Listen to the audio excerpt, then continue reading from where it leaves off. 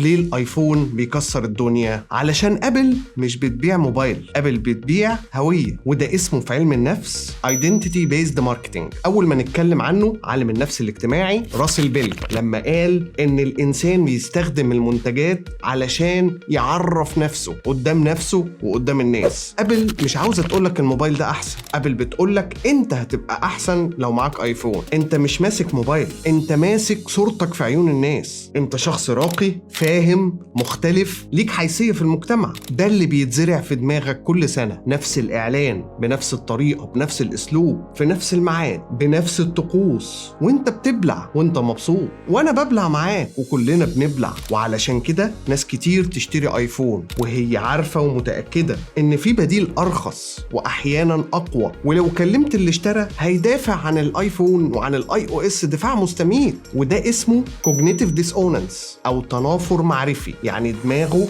مش مستحمل فكرة انه دفع غالي فلازم يقنع نفسه ان هو خد القرار الصح، مش لان اللي اشترى ده مغفل، لا، علشان الاحساس بيصنع الفرق. احساسك بنفسك وبقرارك ودفاعك عنه هو اللي بيصنع راحتك النفسية.